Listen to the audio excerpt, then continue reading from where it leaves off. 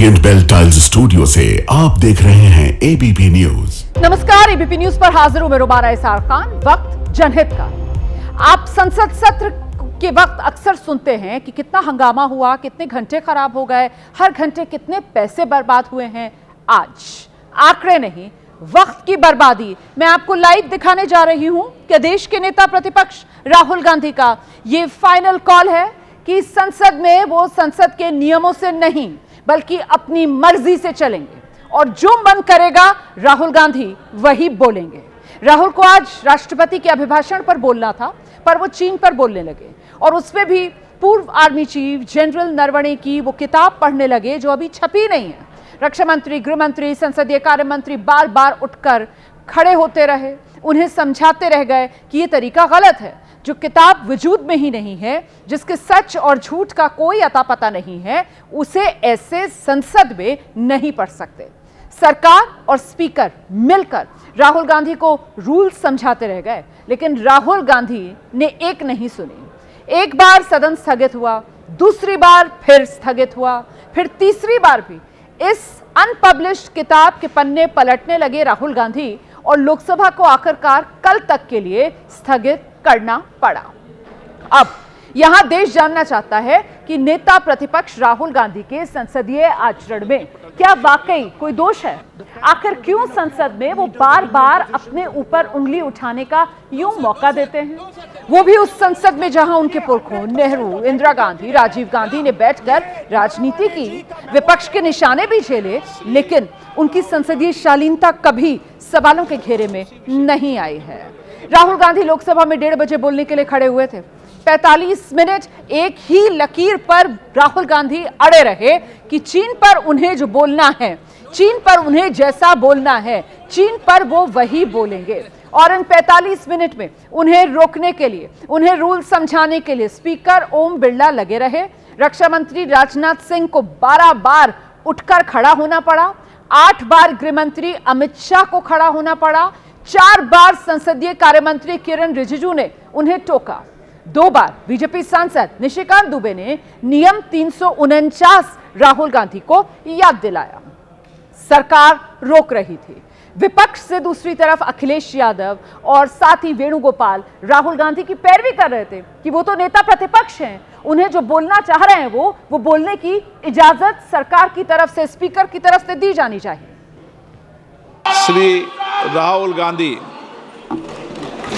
4 Chinese tanks. The tanks were within a few hundred meters of Indian positions on the Kailash range, and the army chief writes, and I quote from an article that is quoting his book. क्या वह पुस्तक प्रकाशित हुई है जिसमें यह सब सारी बातें उन्होंने लिखी हैं?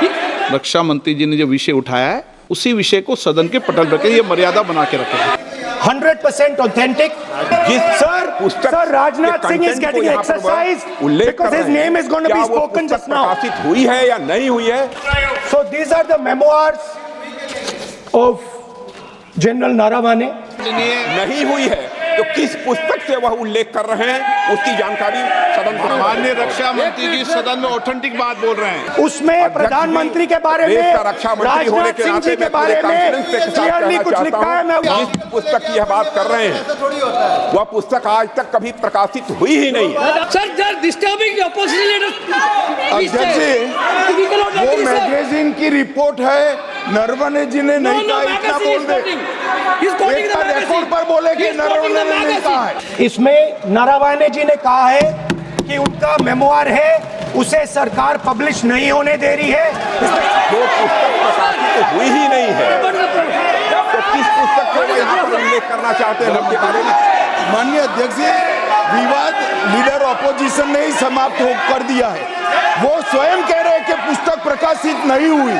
No. We're within a few hundred meters of our positions on the Kailash range. सदन को गुमराह करने की कोशिश न करें और यहाँ अनावश्यक बातों का उल्लेख नहीं किया जाना चाहिए। राहुल, ये 100% ऑथेंटिकेटेड है, ये नारावाने जी का मेमोआर है।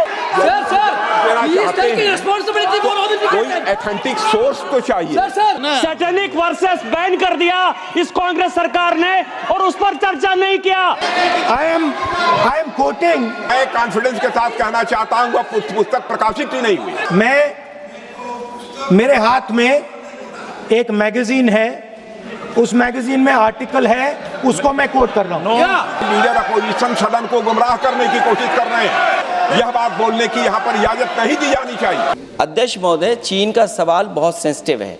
अगर कोई सुझाव ऐसा है देश के हित में, तो मैं समझता हूँ लीडर ऑपोजिशन को पढ़ देना चाहिए। रूलिंग देने के बाद भी ये बार बार फिर से ये पढ़ रहे हैं, ऐसा सदन कैसे चलेगा sir? As per 349, he has a right, sir.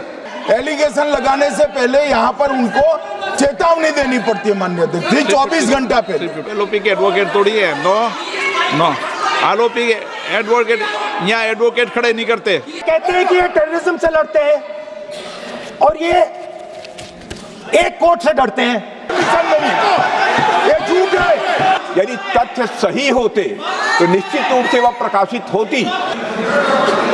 China की टैंक सर कैलाश रिज पर आ रही थी। कृपया उनके ऊपर आप पूरी तरह से रोक लगाएं। अध्यक्ष महोदय, मैं आपसे यह अनुरोध करना चाहता हूं। सर आप एक काम करिए, आप मुझे बता दीजिए क्या कहना है मुझे। मैं आपका सलाहकार नहीं हूं। वो हमारे बॉर्डर कैलाश रिज पर चढ़ रही थी। आप लीडर ऑफ अपोजिशन है, अपने सदस्यों को व्यवहार सिखाना चाहिए। आप अगर नहीं बोलना चाहते तो मैं अगले वक्ता के रूप में अखिलेश यादव जी को बुलाऊंगा। ये हमारे चरित्र पे बोल रहे थे, हमारे पॉलिसीज पे नहीं बोल रहे थे। ये कह रहे थे कि हम एंटी नेशनल है।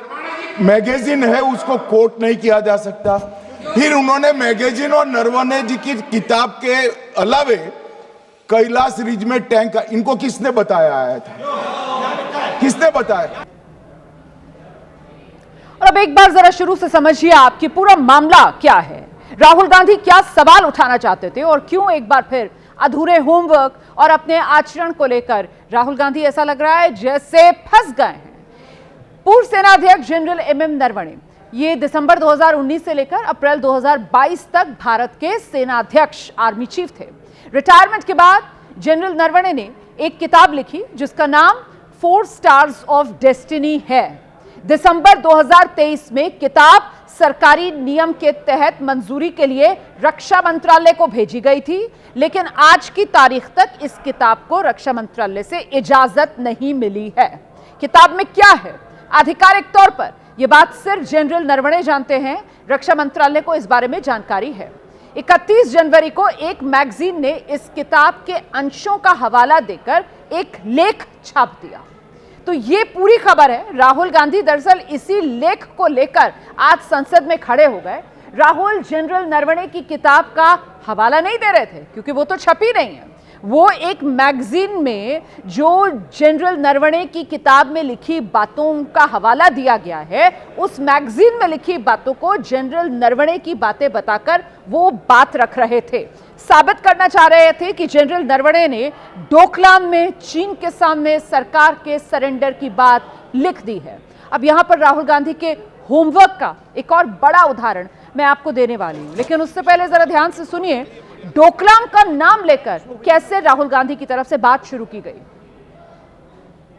This is about when 4 Chinese tanks were entering Indian territory. They were taking a ridge in Doklam.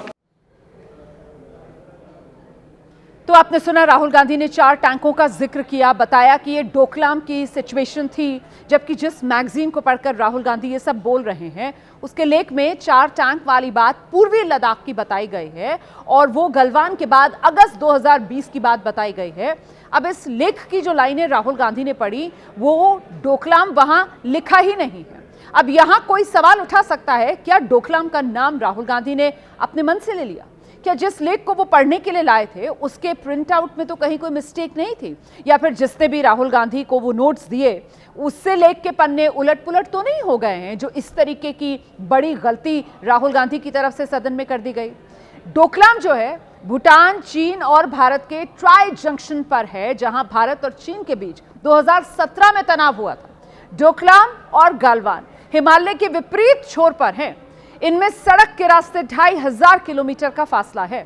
Galwan पूर्वी लद्दाख में, जहां जून 2020 में चीन से झड़प हुई थी। लेकिन राहुल गांधी जो 4 टैंक वाली घटना बता रहे हैं, उसे मैगजीन ने ना डोकलाम का बताया ना गलवान का। उसे गालवान के 2 महीने बाद अगस्त 2020 की पूर्वी लद्दाख का वाकया रेजिंगला का बताया गया है। लेकिन 2 बार सदन स्थगित होने पर जब तीसरी बार भी राहुल गांधी नहीं रुके तो स्पीकर चेयर ने तीसरी बार सदन स्थगित किया। उससे पहले कुछ उपदेश भी दिया। आप राहुल जी बोलेंगे?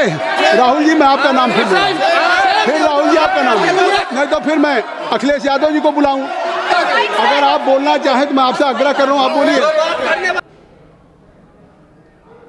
लेकिन सदन से निकलकर भी राहुल गांधी अपने रवैये पर अड़े रहे।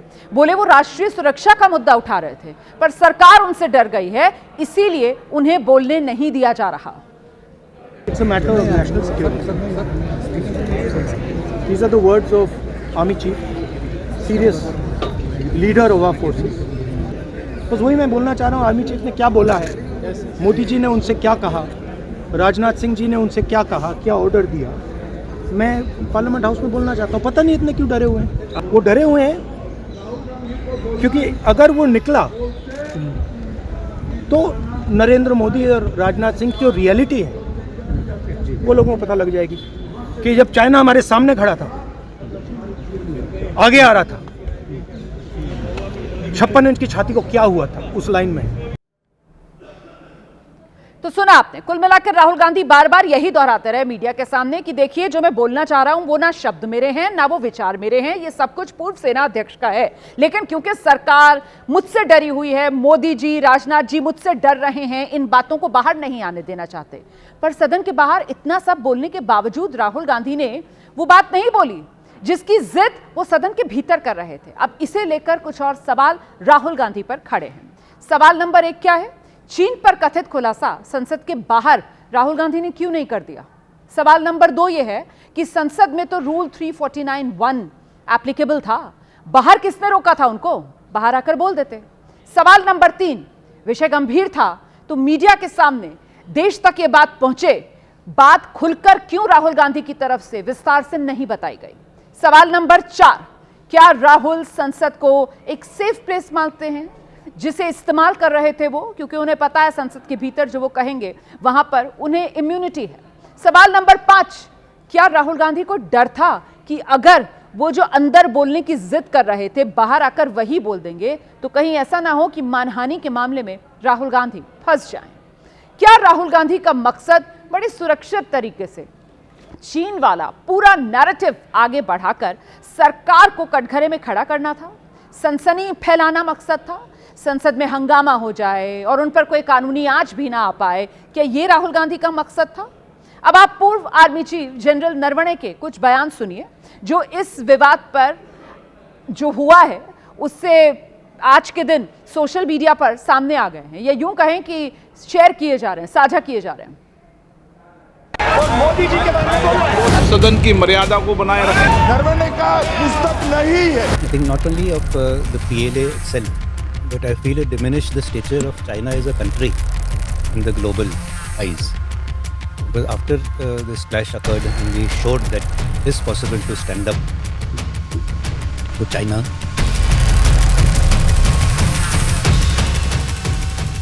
Firstly, we have not lost out in any territory. We are where we were before this whole thing started. But as a result of this agreement, it has been reached on the principle of mutual and equal security.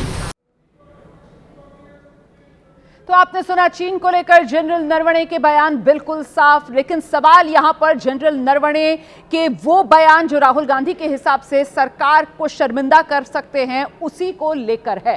अब संसद से बाहर जुबानी लड़ाई शुरू हो गई है। राहुल गांधी जानबूझकर सेना और देश का अपमान करते हैं, ऐसा बोलते हैं जिससे चीन का हौसला बढ़े। ये सत्ता पक्ष की तरफ से राहुल गांधी को कटघरे में खड़ा करने के लिए कहा जा रहा है, और वहीं विपक्ष की तरफ से ये कहा जा रहा है कि सरकार खुद सेना को कमजोर करती है, और अगर सरकार से राष्ट्रीय सुरक्षा को लेकर सवाल पूछ लो तो फिर खुद सेना की आड़ लेकर सरकार अपने आप को बचाती है। ये 100% ऑथेंटिकेटेड है। सदन को गुमराह करने की कोशिश न करें। मैं कहूंगा कि राहुल जी सदन की गरिमा को ठेस पहुंचा रहे थे एलओपी होकर। किताब का एक्सर्प्ट वो पढ़ रहे थे, तो हमेशा यही कहते हैं जब इनको कुछ ऐसी चीज बाहर आती है जो जिससे ये छुपना चाहते। बॉर्डर सिक्योरिटी की बात हो और जिस समय देश के prime minister, defence minister, home minister, जिनके हाथों में सब कुछ है, वो हैं, तो मैं समझता हूँ लीडर अपोजिशन और विपक्ष जो कह रहा था वो बात सामने आनी चाहिए। कांग्रेस के जमाने में कितना जमीन चीन ने कब्जा किया है, उसके लिए पहले माफी मांगना चाहिए। कृपा करके सेना का मनोबल मत गिराइए आप, ऐसे ही आपकी हार होती चली जा रही है। सर आप एक काम करिए, आप मुझे बता दीजिए क्या कहना है उसको। अब कल का इंतजार कीजिए, देखना दिलचस्प होगा कि कल क्या सदन की कार्यवाही सुचारू रूप से चल पाती है या फिर कल भी पक्ष विपक्ष के बीच इसी तरीके का हंगामा होता है और सदन की कार्यवाही हंगामे की भेंट चढ़ जाएगी। जनहित में अब बात उस चुनावी लड़ाई की जिसे जीतने के लिए न्यूनतम मर्यादा को सूली पर लटका दिया गया है। भाषाई गिरावट तो ऐसी है कि संवैधानिक पदों पर बैठे लोगों के लिए दलाल, कातिल जैसे शब्दों का इस्तेमाल किया जा रहा है।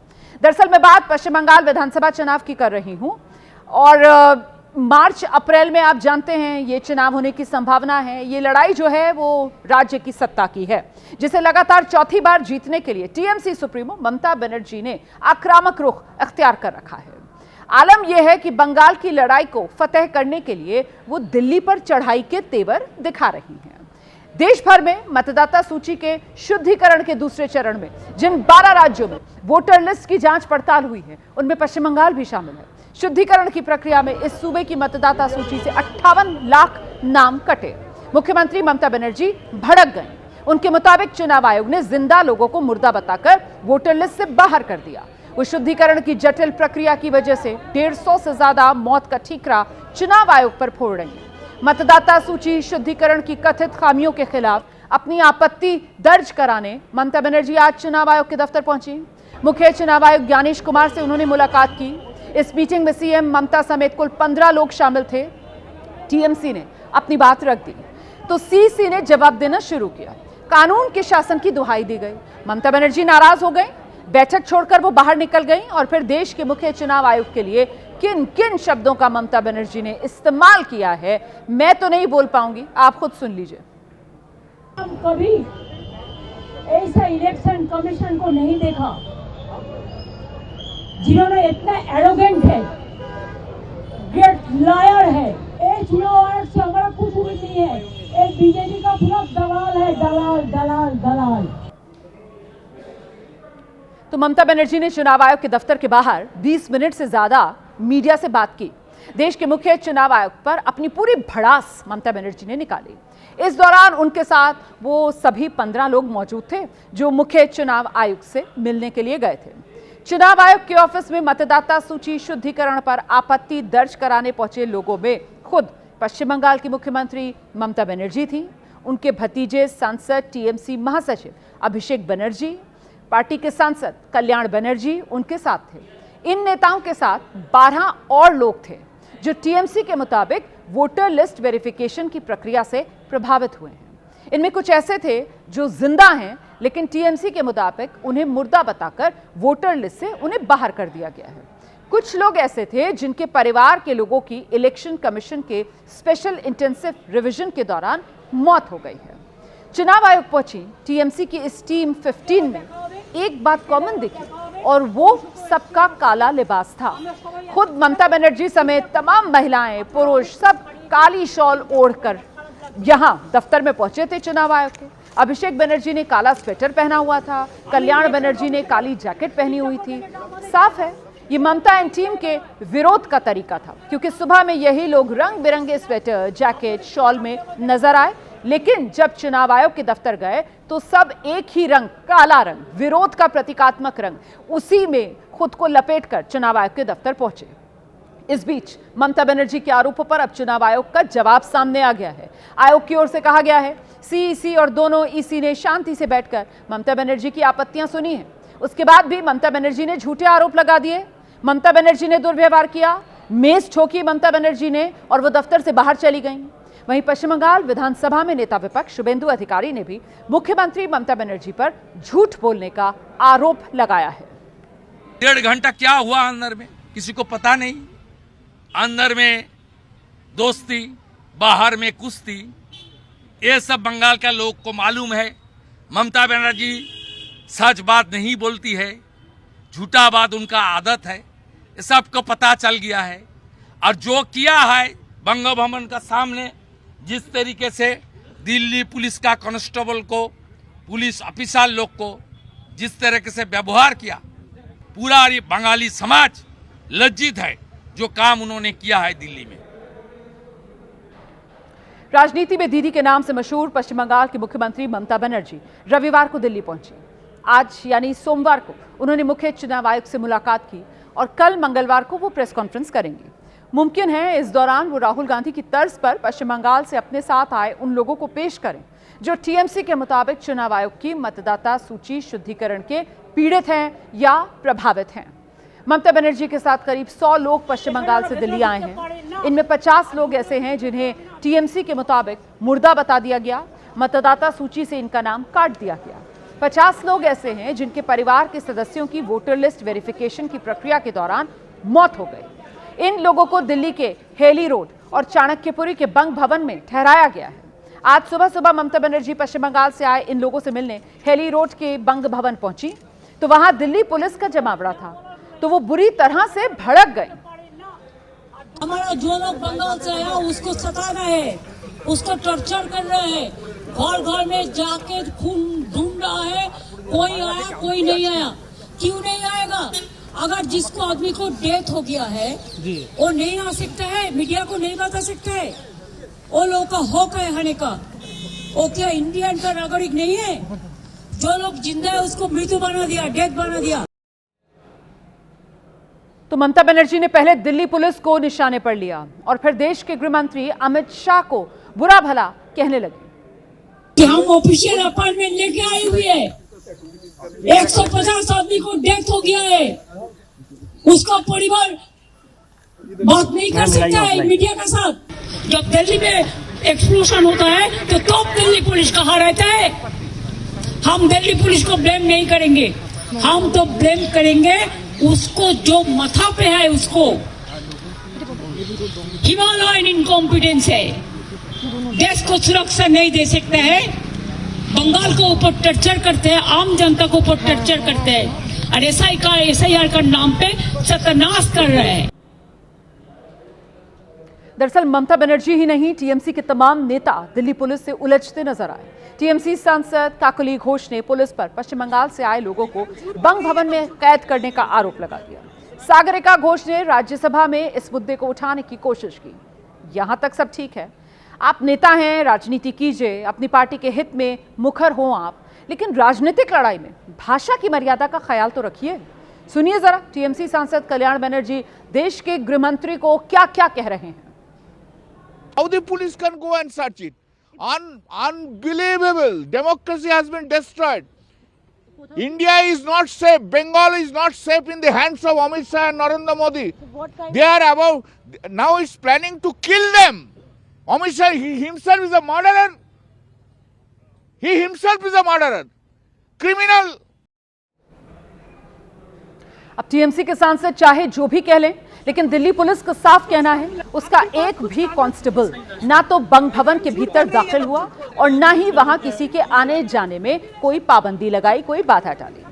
दिल्ली पुलिस से टकराव के नाम पर टीएमसी ने सियासत की ये नई जंग छेड़ दी है। राजनीतिक तनाव के बीच पश्चिम बंगाल पुलिस की अतिरिक्त टीम दिल्ली बुला ली गई है, जिसकी तस्वीर कोलकाता एयरपोर्ट से आई है। बताया जा रहा है कि पश्चिम बंगाल पुलिस के इन जवानों को दिल्ली में बंग भवन के बाहर तैनात किया जाएगा। सियासी तनातनी के बीच अब पश्चिम बंगाल में चुनाव आयोग के मतदाता सूची शुद्धिकरण पर टीएमसी के दावों का जो अंक गणित है वो क्या है, अब मैं आपको ये दिखाती हूँ। इसी को लेकर ममता बनर्जी कोलकाता से आकर दिल्ली पर चढ़ाई कर रही हैं और इसकी वजह क्या है ये जान लीजिए आप। टीएमसी के मुताबिक एसआईआर की वजह से पश्चिम बंगाल में 135 आम लोगों की जान गई है, 12 लोग बीमार हो गए। टीएमसी दावा कर रही है इस काम में जुटे चुनाव आयोग के 15 अधिकारी और राजनीतिक दलों के 2 बीएलए की भी मौत हो चुकी है। वहीं चुनाव आयोग के 30 अधिकारी गंभीर रूप से बीमार हो गए हैं। ये तो हुआ टीएमसी के आरोपों का हिसाब।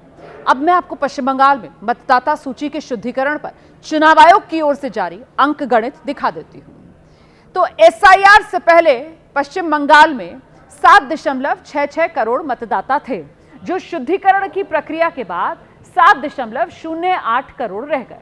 58 लाख लोगों के नाम इसलिए हटा दिए गए क्योंकि ये लोग या तो अपने पते पर गैर हाजिर पाए गए, या फिर किसी नए पते पर शिफ्ट हो गए, या उनकी मौत हो चुकी है, या फिर उनके नाम एक से ज्यादा जगह बतौर वोटर बंगाल में दर्ज है। दावों का निपटारा सत्यापन 7 फरवरी 2026 तक जारी है। अंतिम मतदाता सूची का प्रकाशन 14 फरवरी 2026 को हो जाएगा। लेकिन इससे पहले मतदाता सूची की साफ सफाई को लेकर बंगाल की सियासी लड़ाई चरम पर है। टीएमसी आरोप लगा रही है बीजेपी के इशारे पर चुनाव आयोग ने उसके समर्थकों के नाम काट दिए हैं। इस पर बीजेपी पलटकर टीएमसी से सवाल पूछ रही है, अगर नाम कटे हैं तो गलती किसकी है? क्योंकि एसआईआर की प्रक्रिया को अंजाम तो राज्य सरकार के कर्मचारियों ने ही दिया है। बड़ी खबर आ रही है, अमेरिकी राष्ट्रपति डोनाल्ड ट्रंप ने प्रधानमंत्री नरेंद्र मोदी से बात की है। इस वक्त की बड़ी खबर मैं आपको बता दूं, भारत में अमेरिका के जो राजदूत हैं सर्गियो गोल, उनकी तरफ से पोस्ट करके ये जानकारी साझा की गई है। राष्ट्रपति ट्रंप ने प्रधानमंत्री मोदी से फोन पर बात की है। अब ये जो बात हुई है, ये बात किस सिलसिले में हुई है, इसको लेकर अभी और जानकारियों का इंतजार है। आप जानते हैं कैसे 1 फरवरी को ये खबर सामने आई थी। ट्रंप की तरफ से ये दावा किया गया था कि भारत अब वेनेजुएला से कच्चा तेल खरीदेगा। ऐसे में भारत और अमेरिका के बीच जो टैरिफ वाला संकट बना हुआ था, क्या वो सुलझ गया है? दोनों नेताओं की अगर फोन पर एक दूसरे से बात हुई है तो फिर इससे क्या सकारात्मक नतीजा सामने निकल कर आ रहा है, इस खबर का इंतजार। और अब आज का जनहित मंत्र, विश्वास का पौधा लगाने से पहले जमीन जरूर परख लीजिए, क्योंकि हर मिट्टी उपजाऊ नहीं होती है।